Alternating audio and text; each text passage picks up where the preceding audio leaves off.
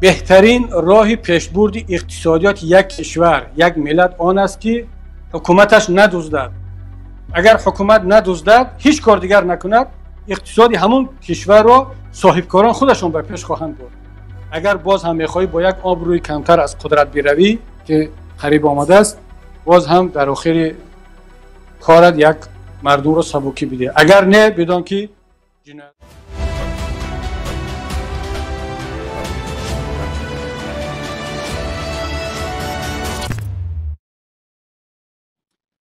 خب یک نفر سوال داده است. سلام علیکم، من اقتصادچی نیستم ولی میگویند که اقتصاد تاجیکستان پست است. شما یگان برنامه دارید که اگر حکومت دیگر شود اقتصاد تاجیکستان رو بالا میرود؟ مطمئن باشید ما نه تنها برنامه اقتصادی داریم، ما کادرهایی داریم که برنامه اقتصادی را عملی خواهد کرد. مطمئن باشید 100%. باز تکرار میکنم کاری اصلا دشواری نیست. ما که خب بالاخره تجربه کار در پارلمان، در تجربه اقتصادی داریم و باز میگم بهترین اقتصاددانهای ما یا در زندانند یا در هجرت. اینها جز اون تیم خواهند بود که اقتصاد تاجیکستان را نجات خواهد داد. علاوه با اون پولهایی که گفتیم در خارج، این پولهای ملت است، پولهای دولت است. من یک بار یک جمله رو گفته بودم، حالا هم تکرار میکنم. بهترین راه پیشبرد اقتصادیات یک کشور، یک ملت آن است که حکومتش ندزدد. اگر حکومت ندزدد، هیچ کار دیگر نکند، اقتصادی همون کشور را صاحبکاران خودشون به پیش خواهند برد.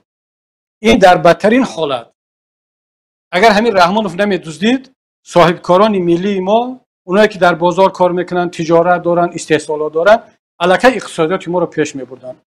بدبختی ما این است که نه رحمان خودش یک کار میکند، باز میدزدد. حکومت آینده انشالله نه تنها نمیدزدد، بلکه باز خودش برنامه اقتصادی دارد، فهمیش اقتصادی دارد، تصور اقتصادی دارد و انشالله من باور دارم که با کمک شما بر این هموطنان که الکی درک اقتصادی دارید، ما میتونیم اقتصادیات رو در یک مدت کوتاه بهتر کنیم.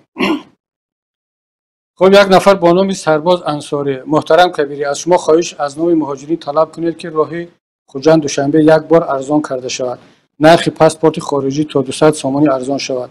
نرخ تخصمات و گرفتن پروا و دیگر خدمت رسانی ها ارزان شود. این چنین از مردم عادی پول جمع کنی رو بس کنم. دوستی عزیزم سرباز، نه اینکه نرخ راه دوشنبه خوجند ارزان شود، باید که باید به پول شود.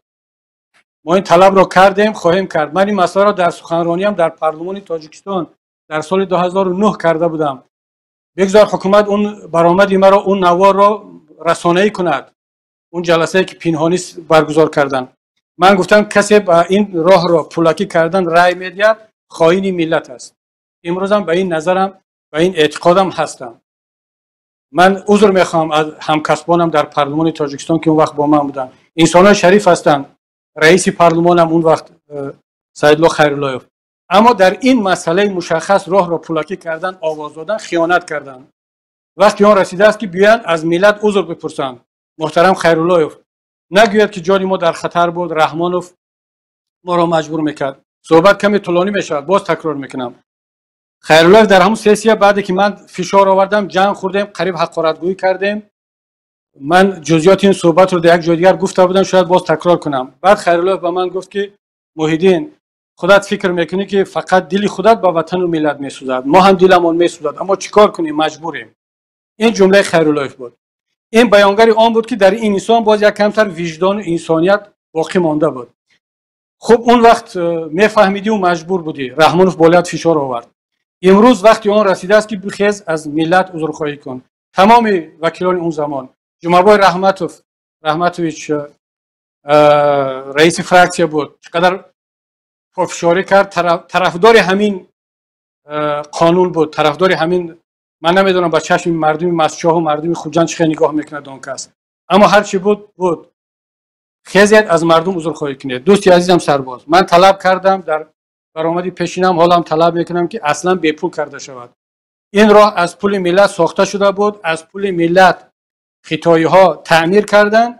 یک گروه دزد آمد پول جمع کرده است و میلیاردها را به صورت حساب آفشور میگذراند. نرخ پاسپورت خارجی 200 سامانی نه. اصلا میدونید که یک پاسپورت خارجی تاجیکستان در آلمان همگی با نرخ $10 تمام می شود. اون سازشنامه رو وقتی که ما راتیفیکاسیون کردیم در پارلمان من در اونجا هم گفتم که وقتی که نرخ $10 هست بگذار شما هم $10 10 نه $15 بفروشید با مردم، در بالاش $5 دیگر مونید. $5 از هر یک پاسپورت برای شما بس است برای اون مفتخورانی که در وزارت نشسته بودید اون وقت زیر رهبری دخترش بود. اما همون وقت نرخ پاسپورت 10 برابر بیشتر فروخته میشد. امروز نمیدونم حالا چند سوم است.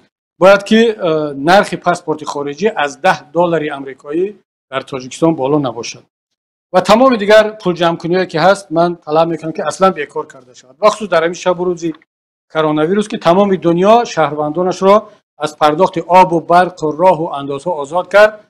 رحمانوف اگر باز هم میخوای با یک آبروی کمتر از قدرت بروی که قریب آمده است باز هم در آخر کارت یک مردم را سبکی بده، اگر نه بدان که جنایت ها بالای هم بیشتر خواهد شد.